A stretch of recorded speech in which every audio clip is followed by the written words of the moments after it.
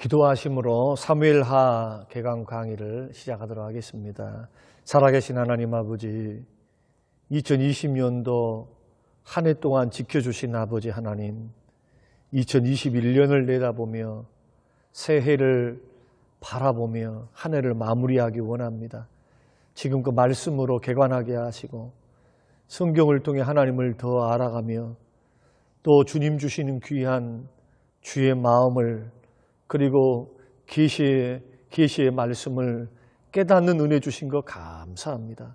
새해에도 말씀을 사모하게 하시고 말씀을 사랑하게 하시고 읽게 하시고 그 말씀 안에 거하게 하시며 말씀이 우리 심령 속에 충만히 거하도록 주님 은혜를 베풀어 주시며 성령께서 깨닫는 은혜를 주사 이 강의에 참여하는 모든 성도들이 더 지혜로워지게 하시고 아버지의 마음을 알아가게 하시고 말씀 순종을 통해서 30배, 60배, 100배로 거두는 풍성한 영적 생활을 하도록 축복하옵소서.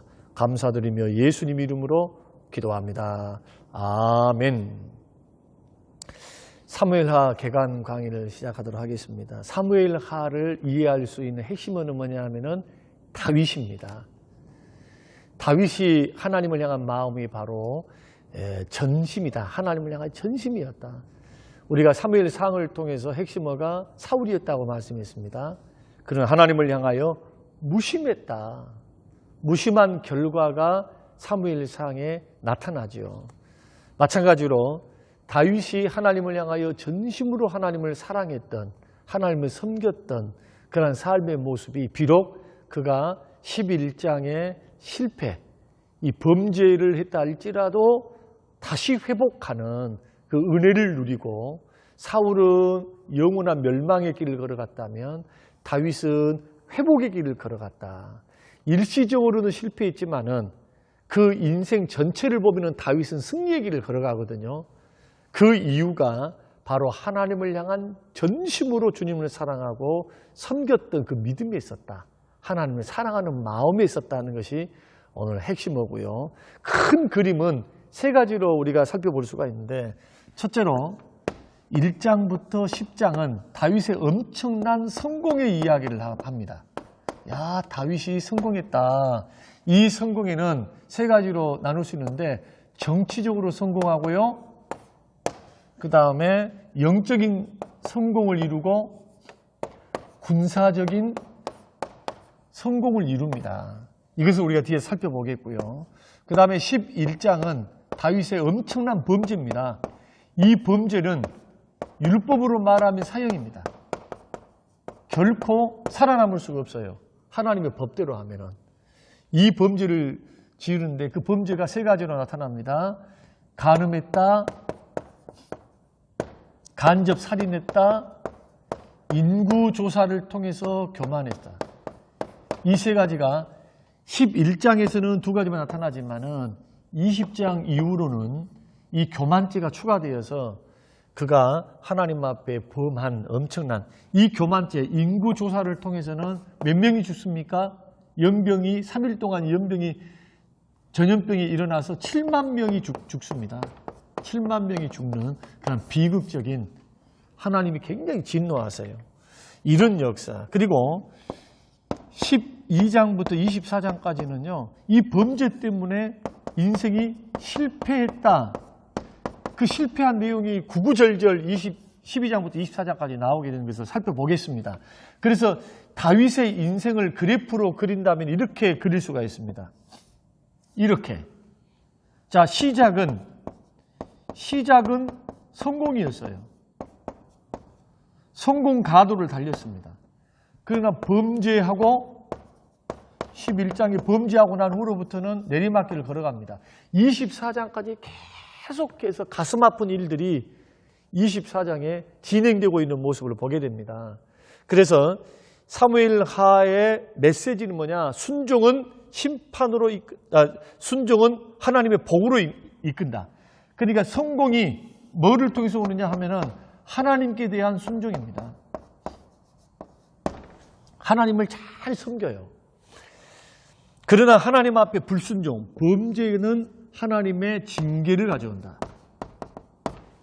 이것이 사무엘하를 통해서 주시는 큰 교훈이고요. 다루는 연대는 40년입니다. 40년. 사무엘하는 40년인데 헤브론에서 33년 6개월, 그리고 12지파로는 33년. 헤브론에서 유다와 베냐민 지파의 왕이 처음에 다윗이 되거든요. 10지파는 따르지 않습니다. 그리고 7년 반 후에 통일해서 결국 전체를 33년 동안 다스린다. 도합 다윗의 인생 40년의 기록이 바로 사무엘하의 기록이다 하는 것을 우리가 알 수가 있습니다. 기록의 목적은 뭐냐 하면은 영원히 지속될 다윗 왕조가 어떻게 시작됐는가, 그리고 어떻게 견고해졌는가, 범죄에도 불구하고 그 하나님 앞에 잘못했음에도 불구하고 하나님께서는 도대체 다윗이 뭐가 좋아서 하나님께서 그렇게 사울은 버리시고 다윗은 회복시키시면서 하나님의 뜻을 이루셨는가, 이것을 우리가 배울 수가 있습니다. 전체적인 내용 개관을 하도록 하겠습니다. 첫 번째로 다윗의 승리입니다. 성공이라고 말씀드릴 수가 있습니다. 이것이 1장부터 10장의 말씀이거든요. 이 승리는 세 부분으로 나눠집니다. 첫째가 정치적으로 승리하고요. 두 번째로 영적으로 승리하고, 세 번째는 군사적으로도 승리를 합니다. 이때는 상승곡선을 탑니다. 전쟁에 한 번도 실패하지 않습니다. 그리고 모든 정치나 영적으로도 다 다윗 편이에요. 하나님께서 엄청난 복을 주십니다. 정치적으로는 사울이 죽고 난 후에 헤브론에서 7년 반 동안 유다 지파에 의해서 왕이 되는데, 나머지 북쪽에 있는 10지파가 있겠죠. 이 10지파는 사울의 막내 아들이었던 이스보셋을 사울의 군대 장관이었던 아브넬이 추대해가지고 왕으로 삼아버려요. 그래서 다윗이 왕이었지만은 유다 지파하고 베냐민 지파 지역 남쪽에만 왕으로서 그렇게 섬겼거든요. 그러나 7년 반 후에 아브넬이라고 하는 군대 장관이 반란을 일으켜서 이 나라를 통째로 들고 누구에게 찾아옵니까? 다윗에게로. 그래서 33년 동안 전체 12지파의 왕이 되었다. 정치적인 승리고요. 이 정치적인 승리 가운데 또 하나는 뭐냐? 블레셋 있죠, 블레셋. 이 블레셋이 여호수아 시대 때는 정복을 못했습니다. 철기, 또 골리앗으로 대변되는 강력한 해양 민족이거든요. 해변가에 살았습니다. 다윗 때에 이르러서 이 블레셋이 정복이 되고, 그 다음에 이 정치적으로 예루살렘이라고 하는, 자, 예루살렘 여러분 아시죠? 여부스 족속이 살고 있던 예루살렘이 이 해발 300m 위에 있는 산지거든요. 여기를 정복해서 이곳에서 예루살렘을 중심으로 해서 나라를 다스리는 기지로 삼고 수도로 삼았던 것을 우리가 볼 수 있고요. 영적으로는 가장 승리 가운데 가장 큰 게 뭐냐면 빼앗겼던 언약궤, 자, 법궤를 모셔오는 겁니다. 이 법궤가 어디에 있었냐면 기럇 여아림, 아비나답 집에 20년 동안 있었습니다. 그래서 통일 왕국의 남북으로 다 왕이 되고 나니까 이 법궤를 예루살렘으로 모셔오기 위해서 3만의 군사를 보내고요. 그리고 이 아비나답은 자기의 두 아들로 하여금 새 수레를 만들어서 법궤를 운반하게 했습니다. 그런데 나군이라고 하는 타작 마당에서 이 소가 뛰어보니까 법궤가 떨어지려고 하는 것을 웃사라고 하는 아들이 붙잡아가지고 이 법궤를 딱 붙잡거든요. 그때 하나님께서 충돌하셔서 웃사를 죽이십니다. 그 사건을 보고 다윗이 법궤를 모셔가지 않고 놀래가지고 예루살렘 돌아가 버려요. 그리고는 오벳에돔 집에 3개월 동안 있게 되거든요. 근데 3개월 만에 하나님께서 오벳에돔과 그 집에 복을 주셨다는 소식을 듣고 그 다음에 취했던 행동이 뭐냐 하면은 이 제사장을 보내가지고 법궤를 메고 오게 했습니다. 자, 처음에는 새 수레에 모시고 왔는데 이제는 매도록 제사장을 보내서 메고 왔다. 이 두 차이가 어떤 차이일까? 반드시 신명기 말씀, 레위기 말씀 보면은 법궤는 제사장들이 메게 돼 있어요. 제사장들이. 법궤는 제사장들, 반드시 제사장들이 메고 이동하게 돼 있다. 이게 바로 하나님의 방법이거든요. 그러니까 이 법궤를 메고 오는 이 7장의 말씀인데 이 사건을 통해서 우리가 배울 수 있는 것이 뭐냐 하면은 하나님을 섬길 때는 하나님의 말씀을 따라서 하나님의 방법대로 섬겨야 된다는 겁니다. 그러니까 내 뜻도 편리하다 해가지고 내 뜻대로 내 방법대로 내 생각대로 섬기는 것은 결코 바람직하지 않다. 믿음의 길을 걸어갈 때도 내 방법인가 내 전통인가 아니면 하나님의 방법인가 하나님의 전통인가 하나님의 생각인가 이것을 생각하면서 섬겨가야 한다라는 큰 교훈을 우리가 배울 수가 있어요. 그리고 여기서 중요한 게 뭐냐면 영적으로 중요한 게 뭐냐면 7장에서 하나님께서 다윗과 언약을 맺으십니다. 다윗아 내가 너의 집을 영원한 집으로 삼고 너의 후손을 통해서 왕위가 계속 계승되도록 그렇게 축복하리라. 그렇게 하나님이 축복을 선언하시는 언약을 맺게 되고요. 그리고 하나님께서 다윗이 법궤를 모셔오고 난 후에 성전을 지으려고 할 때 피를 많이 묻혔으니까 너는 성전 지을 수 없다. 너의 아들 때에 짓게 하리라 라고 하신 후에 그 밤에 꿈에 나타나서 이 언약, 7장의 언약을 주시거든요. 이 언약이 왜 그렇게 중요하냐 하면은 이 언약 때문에 이 다윗이 11장에서 죄를 범하거든요. 죄를 범하는데 그 범죄함에도 불구하고 회복이 돼요. 그 회복이 되는 이유가 뭐냐 하면은 하나님의 신실하심 때문에 그래요. 큰 이유가 두 가지인데 첫 번째 이유가 하나님의 신실하심. 언약을 베풀어 주셨거든요. 너와 너의 후손이 대대로 왕위를 이어가리라. 너의 대적에게 넘어가지 않는다. 죽기 전까지 하나님 반드시 너를 왕으로 세워서 회복시키시고 하나님이 대대로 은혜를 베풀겠다. 이 은혜의 일환이니까 하나님의 은혜죠. 신실하신 언약에 신실하신 하나님의 은혜로 회복이 되고 두 번째는 다윗이 회개할 줄 알아요. 하나님을 사랑하니까. 회개할 줄 알아요. 뒤에 가서 살펴보도록 하겠습니다. 이 두 가지 때문에 다윗은 일시적으로는 실패했지만은 다윗 인생 전체를 보면은 승리의 길을 걸어가고 사울은 이 두 가지가 없어요. 이 두 가지가 없기 때문에 영원한 멸망의 길, 실패의 길, 죽음의 길을 걸어갔다라는 것을 우리가 알 수가 있습니다. 그 다음에 우리가 살펴볼 것은 군사적인 승리인데 한 곳마다 이겨요.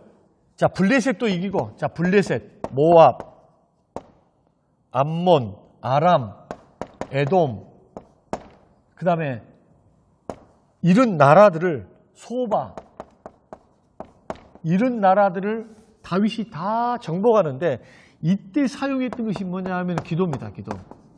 하나님을 의지하고 기도를 하면서 나아가요. 자기의 군사력을 의지하지 않고 언제나 기도합니다. 하나님 올라갈까요? 하나님 싸울까요? 하나님을 신뢰하고 하나님이 자기의 왕이에요. 자, 육신적으로는 이스라엘을 다스리는 왕이 다윗이었지만은 다윗은 이 만 백성을 다스리고 그리고 통치하는 분을 누구로 삼았습니까? 하나님으로 삼은 거예요. 하나님이 주권자이시다. 하나님이 왕이시다. 이것을 표현하는 것이 뭐냐면 기도입니다. 언제나 자기 실력과 능력 의지하지 않고 하나님 의지해요. 응답받고 행동을 한다고요. 그렇게 해서 군사적으로 승리했다. 이것이 행복한 승리의 모습이고요. 두 번째는 다윗의 범죄죠. 범죄는 세 가지로 나타납니다. 사무엘하 전체에서. 11장에서는 두 가지. 간음 사건과 살인 사건이죠. 그리고 20장 이후로 나타나는 인구조사. 인구조사는 교만 사건입니다. 하나님께서 진노하셨어요. 그리고 이 교만죄, 여기에서는 초창기 승리할 때는 뭐 합니까? 하나님 의지하고 기도하죠. 그런데 어느 정도 안정기에 딱 취하니까 그 후에 발견된 게 뭐냐면 또 넘어져요. 마지막으로 넘어진 사건이거든요. 그래서 인구조사를 통해 자기 병력의 수를 계산해서 수를 의지합니다. 그때 하나님께서 굉장히 싫어하셨어요. 그리고는 3일 동안 연병을 내리시고 몇 명이 죽냐 하면은 7만 명이 죽게 돼요. 7만 명이. 7만 명이 죽고 다윗은 회개하죠. 회개하고 오르난의 갓 선지자의 말을 따라서 오르난이라고 하는 타작마당에서 하나님 앞에 제사를 드려요. 번제를 드리는데 그 오르난의 타작마당이 바로 아브라함이 이삭을 바쳤던 모리아산이고요. 솔로몬이 나중에 그 위에다가 뭘 세우느냐 하면은 솔로몬 성전을 건축을 하는 곳, 그곳에서 제사를 지내서 하나님의 진노가 그쳤다 하는 것을 볼 수가 있습니다. 이 범죄의 양상이 두 가지인데, 하나는 밧세바를 범하고 밧세바의 남편이었던 우리아를 간접 살인을 하죠. 최전방에서 싸우게 하고 요압에게 편지를 보내서 최전방 공격 대장으로 가게 해서 나머지 군사들은 빠져라. 그래서 적군에 의해서 죽게 만드는 간접 살인을 했다. 그런데 이 간음이라고 하는 거 우리가 좀 생각해 봐야 될 것인데요. 이 간음과 살인은 율법으로 말하면은 사형입니다. 사형죄에 해당하는데 하나님은 회복시켜 주시거든요. 근데 우리가 이 다윗의 범죄에서 배울 게 뭐냐 하면은 우리가 잘 나갈 때 이 11장의 상황은 어떤 상황이냐 하면은 블레셋, 모압, 암몬, 에돔, 소바 막 이런 데를 다 이기고 아람도 이기고 다 이길 때예요. 이길 때. 잘 나갈 때, 느슨할 때, 긴장이 풀릴 때 이 욕망을 탐닉하게 됩니다. 그리고 영적으로 나태합니다. 한가롭게 궁중을 거닐고 있다가 한 곳을 쳐다보니까 목욕하는 여인을 발견합니다. 그 여인을 보고 음욕을 품게 돼요. 욕망을. 그래서 영적으로 나태하면 교훈이 그거거든요. 영적으로 나태하면 하나님이 복 주시고 하나님 평안함 주시고 하나님이 승리를 주셨을 때 우리가 더 긴장하면서 깨어있지 못하고 영적으로 나태하면은 유혹이 찾아오면은 저항할 힘이 없어요. 저항할 힘. 그래서 이 범죄 사건을 통해서는 영적인 나태함과 게으름, 또 성공할 때에 얼마나 조심해야 되는가, 영적으로 무장해야 된다는 것, 깨어있어야 된다는 것에 대한 그러한 교훈을 얻습니다. 영적으로 나태해 있으면요, 유혹이 찾아오면은 이길 수 없어요. 이길 수 있는 힘이 없더라 하는 것을 우리가 알고, 그 다음에 또 주시는 교훈이 뭐냐 하면은 이 간음만 하고 끝나면 좋은데 이걸 감추기 위해서 살인죄를 범하게 돼요. 살인죄를. 하나의 범죄는 또 다른 범죄를 낳는다. 왜 살인합니까? 은폐하기 위해서 전장터에 있었던 이 우리아를 자기 집으로, 예루살렘으로 부릅니다. 그리고 자기 집에서 지금 불륜 상태에서 이 밧세바가 아이를 가졌거든요. 그 사실을 알고는 이 우리아를 빨리 와서 서로 동침하게 하려고 했어요. 그런데 이 우리아가 굉장히 충직한 장군이었거든요.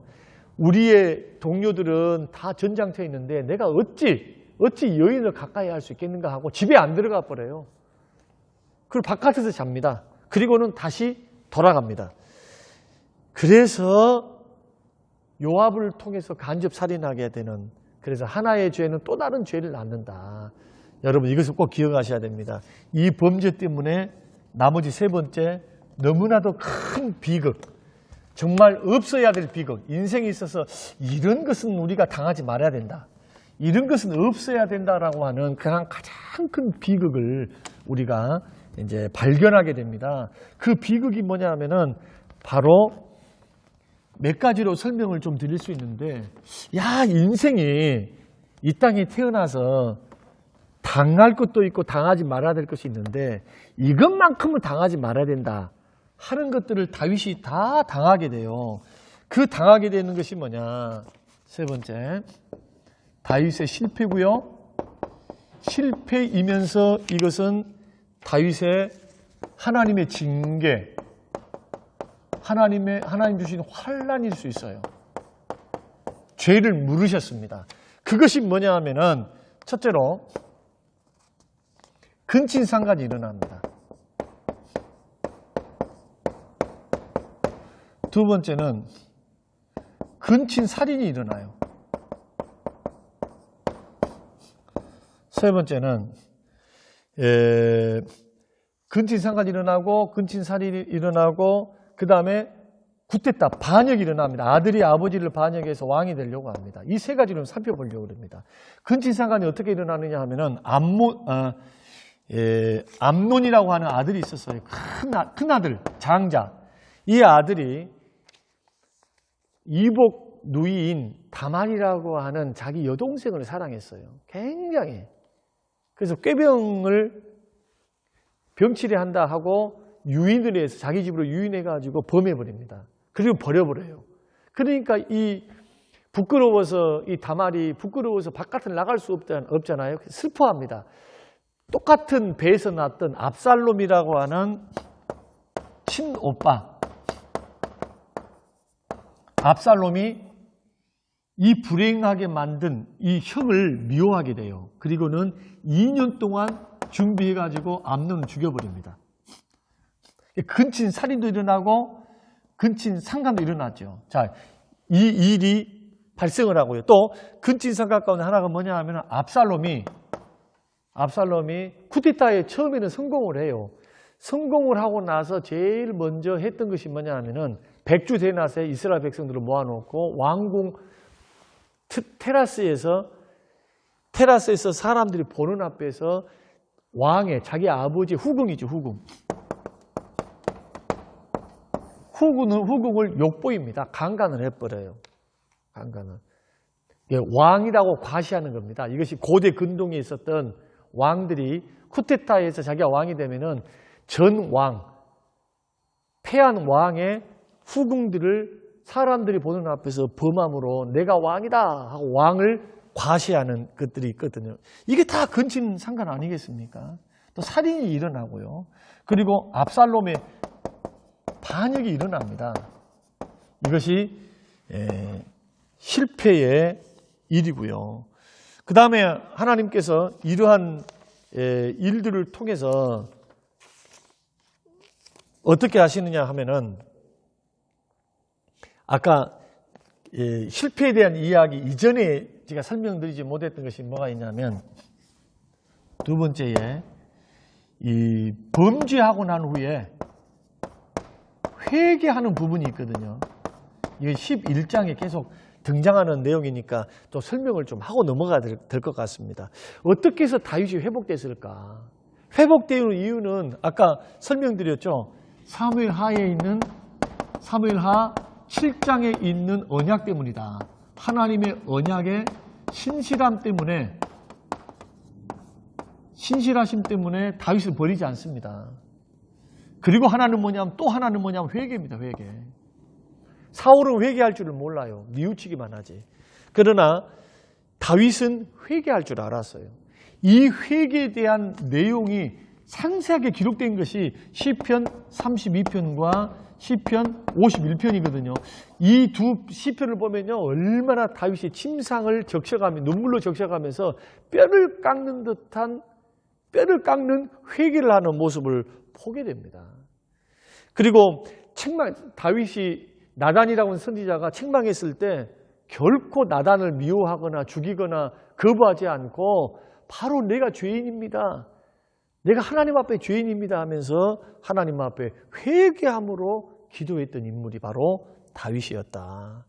여기까지가 실패의 모습입니다. 범죄라고 하는 것이 이렇게 무섭다는 것을 우리가 볼 수가 있습니다. 그리고 나머지 네 번째로 21장부터 24장까지 아까 인구조사 이야기를 했죠. 인구조사 이야기를 했는데 이 인구조사를 통해서 하나님께서 그의 교만을 징계하셨습니다. 그리고 연병을 보내가지고 7만 명을 죽게 해요. 7만 명을 죽게 하고 갓 선지자, 그 다음에 젊은 선지자였던 갓이라고 하는 선지자를 하나님께서 보내셔가지고 오르난이라고 하는 예루살렘에 있습니다. 그게 오르난이라는 타작마당에서 하나님 앞에 번제를 드리니까 연병이 그쳐요. 그리고 그 위에 예루살렘 성전, 솔로몬이 성전을 세우고 그곳은 모리아산에서 아브라함이 이삭을 바쳤던 곳이거든요. 이런 구속사의 흐름이 계속해서 이어져 간다고 우리가 개관을 할 수가 있습니다. 마지막으로 사무엘 하가 주시는 핵심 메시지에 대해서 서로 말씀을 드리겠습니다. 세 가지로 말씀을 드리는데, 첫째는 다윗의 성공의 이유가 뭘까?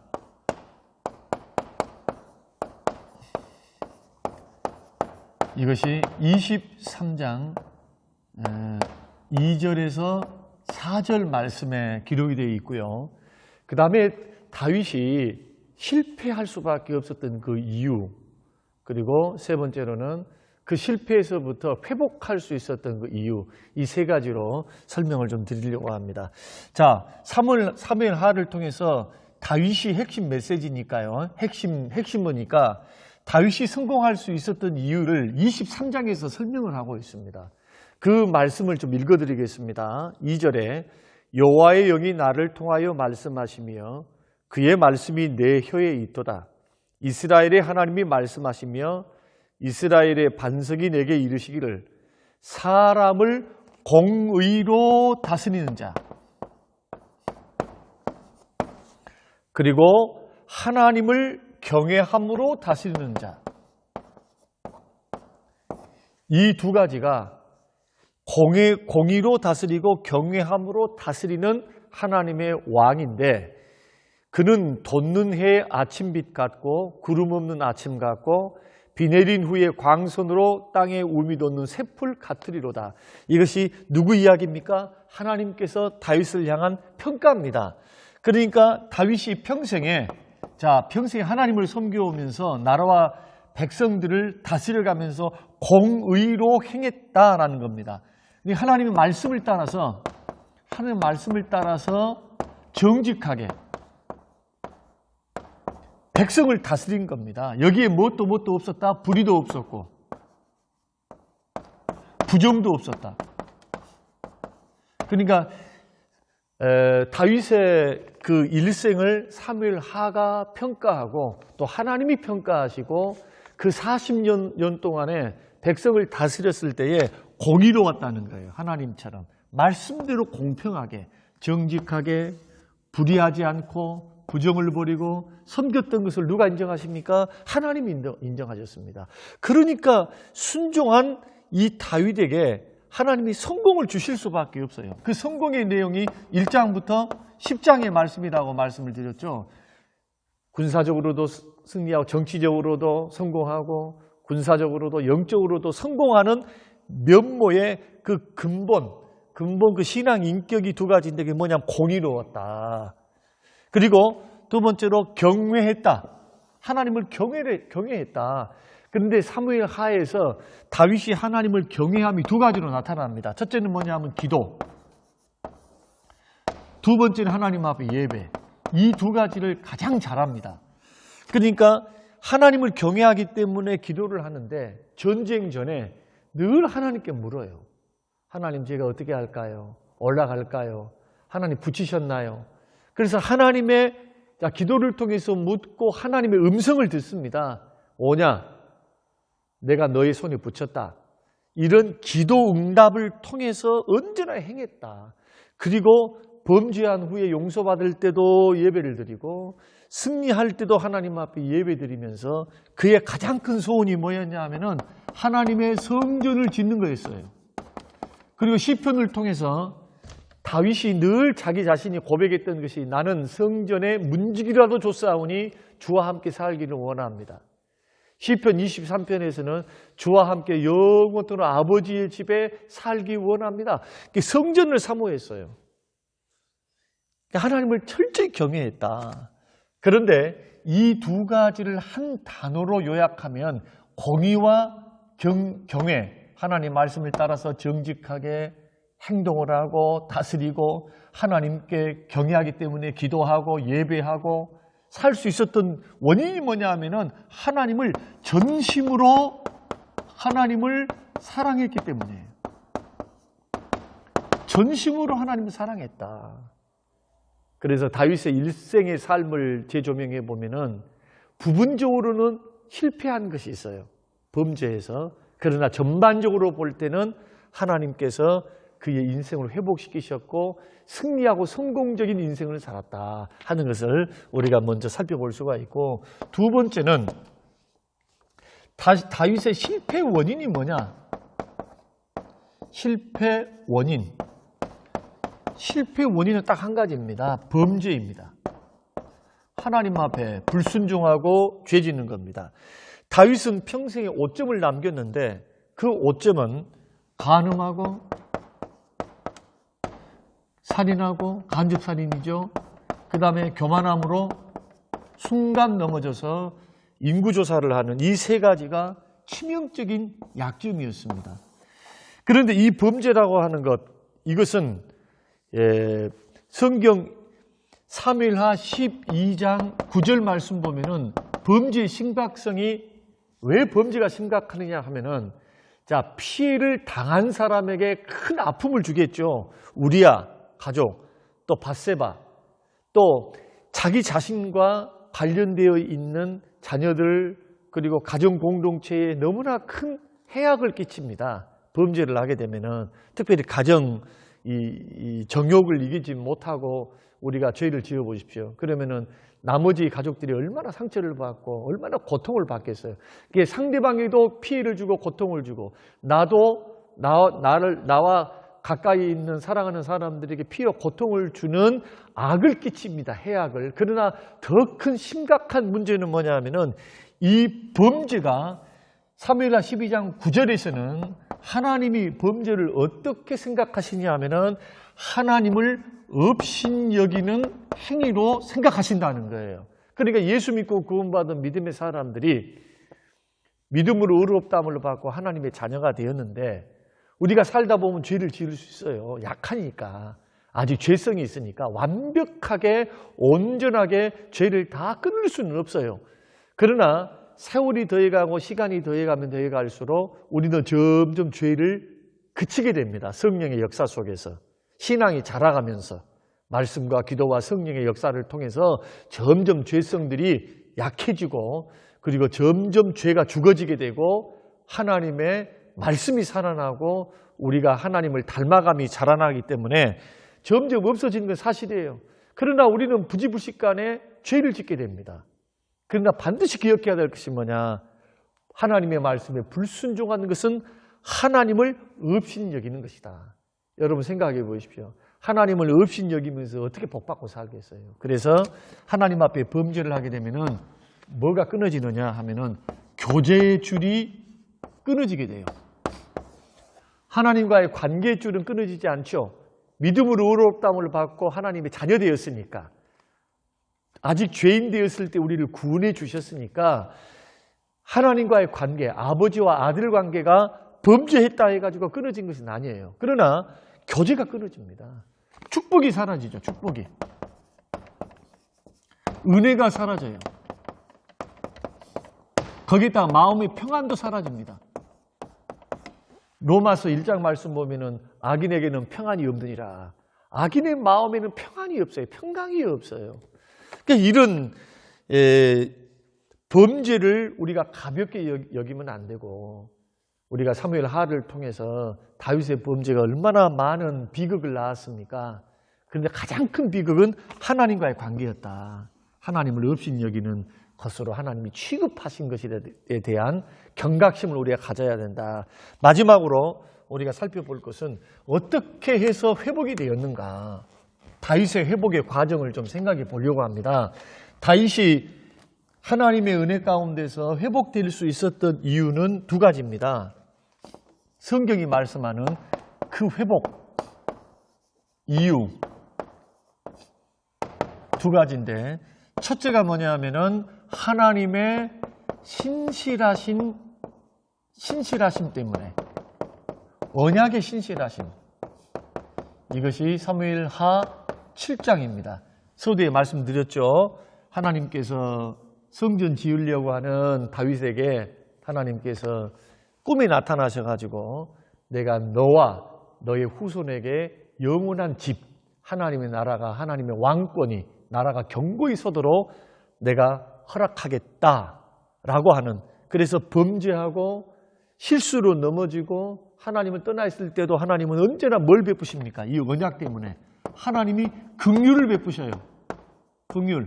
사울에게 발견할 수 없는 긍휼. 이것이 언약입니다. 이걸 가리켜 다윗 언약 이렇게 말하고요. 두 번째로는 회개입니다. 적극적으로 회개합니다. 회개. 여러분, 회개가 살 길입니다. 예수 믿고 구원받은 사람들도 죄 짓거든요. 실수하거든요. 넘어질 수 있어요. 그러나 회개하면은 하나님께서 뭘 묻지 않느냐? 과거를 묻지 않습니다. 과거 묻지 않습니다. 그리고 죄를 잊으십니다. 다 잊으십니다. 내 등 뒤로 던지십니다. 그러므로 우리들이 비록 우리가 약해서 우리가 도덕적인 죄, 영적인 죄, 하나님과의 관계에서 죄를 지었다 할지라도 여러분 반드시 기억하셔야 돼요. 하나님은 용서하시는 우리의 아버지가 되세요. 아버지 앞에서 짓는 죄예요. 그러니까 예수 그리스도의 공로가 얼마나 큰지 여러분 아시겠죠? 이 범죄가 하나님의 자녀로서 짓는 죄하고 하나님과 상관이 없이, 하나님과 상관이 없는, 하나님이 나의 아버지가 아닌 사람들, 예수 밖에 있는 사람들과의 죄는 하늘과 땅 차이입니다. 예수 안에 있어서 하나님이 나의 아버지로서 내가 실수로 부지불식간에 지었던 죄는 징계하시지만, 예수님과 상관없고 하나님과 상관없는 사람들, 믿음 밖에 있는 사람들은 하나님께서 심판, 형벌을 내리시는 거예요. 심판 형벌을. 이 차이는 엄청난 차이죠. 징계는 사랑하기 때문에 돌아오라고, 깨닫고 돌아오라고 하니까 죽도록 두드려 패지 않죠. 맞배기를 보는 거예요. 맞배기. 피할 길을 주면서 사랑하면서 돌아오라고 안타까운 심정으로. 형벌과 심판과 형벌은요, 용서가 없어요. 용서가. 지옥 형벌 한 번 들어가면 두 번 나오지 못해요. 그런 예수 그리스도를 통한 그 놀라운 하나님의 은혜, 하나님의 긍휼. 그래서 죄를 지었다 할지라도, 믿음 안에 죄를 지었다 할지라도 그 죄는 하나님 아버지께 하는 것이다 하는 것. 그런데 이 다윗을 통해서 이 죄를, 회개 5단계가 있습니다. 첫째로 회개 5단계가 책망을, 우리가 책망받을 때 수용하라. 두 번째가요, 자백하라. 죄를 숨기면 형통하지 못합니다. 세 번째는요, 회개하라. 이것이 결정적인 겁니다. 결정적 요소예요. 행동으로 보이는 것이죠. 네 번째로는 죄의 결과에 대해서 책임지라. 그 다음에 5번째는 하나님께 용서를 구하라. 하나님 앞에 용서를 구하라는 겁니다. 이 5가지 과정을 밟으셔야 돼요. 나단이 책망했습니다. 그랬더니 내가 하나님 앞에 범죄했습니다. 내가 여호와께 범죄했습니다. 이게 12장 13절 말씀이거든요. 죄를 인정할 줄 알았어요. 죄를 깨닫고 누군가가 책망을 하고 말씀을 통해서, 성령의 감동을 통해서 나의 죄를 깨닫게 하셨다면 그것을 겸허하게 수용하셔야 돼요. 그리고 뭘 해야 돼요? 입으로 반드시 자백이 있어야 됩니다. 잘못했다고. 내가 잘못했습니다 라고 자백해야 됩니다. 책망했을 때 그 책망한 사람 미워하지 않았습니다. 나단을 죽이지 않았습니다. 수용을 해요. 입으로 고백하면 요한일서 1장 8절 9절 만일 우리가 우리 죄를 자백하면 그는 미쁘시고 의로우사, 자백하면은 의로우사 모든 불의에서 우리를 건지시고 깨끗게 하신다. 그 다음에 회개는 여기에 결정적인 요소라고 하는 것은 뭐냐 하면은 행동이 따라요. 행동을 통해서 변합니다. 어떻게 회개합니까? 자백만 했습니까? 두 번 다시 같은 죄를 짓지 않았습니다. 이게 우리가 반복해서 지을 수도 있어요, 사실은. 그러나 우리가 신앙이 자라가면 자라갈수록 그 죄, 나의 결정적인 죄, 이 죄를 끊을 수 있도록 하나님 앞에 기도하면서 하나님 앞에 나아가는, 이게 회개입니다. 그러니까 진정한 회개는 뭐냐 하면은 변함.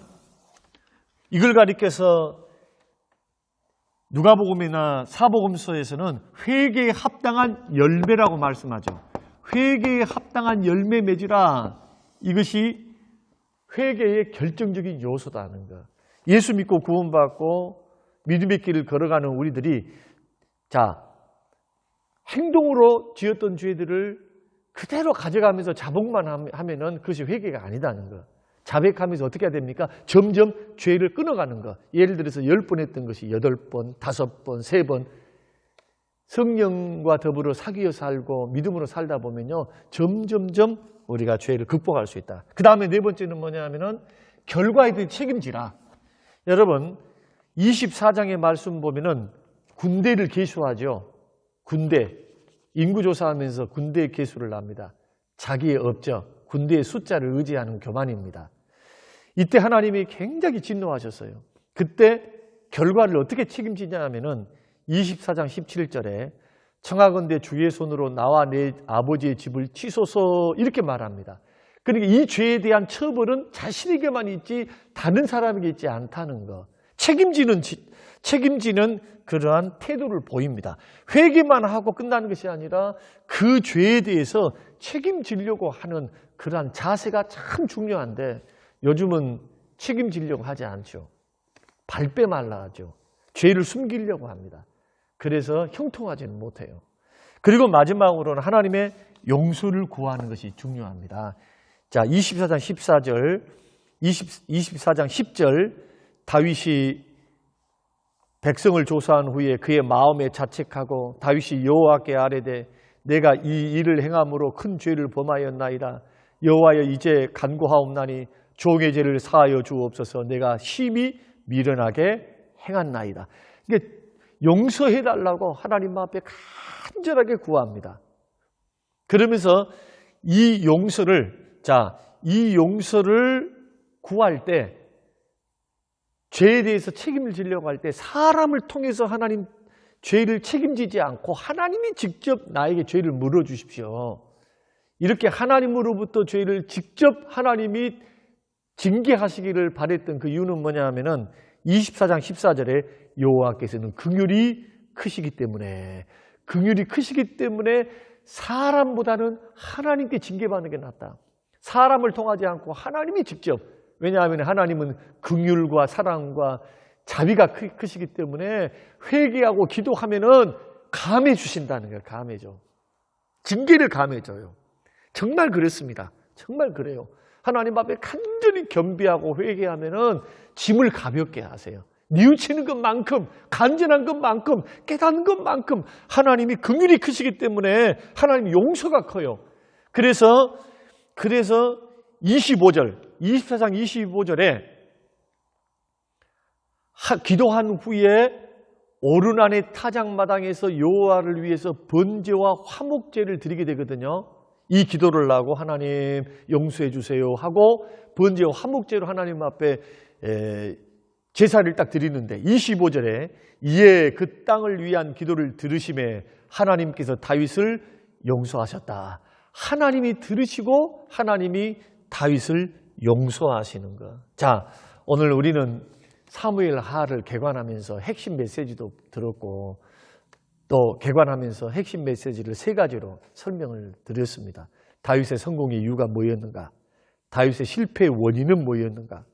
또 어떻게 하면은 이런 엄청난 죄에 있어서 실패에 있어서 회복할 수 있는가? 그러니까 회개하면은 회복이 따라갑니다.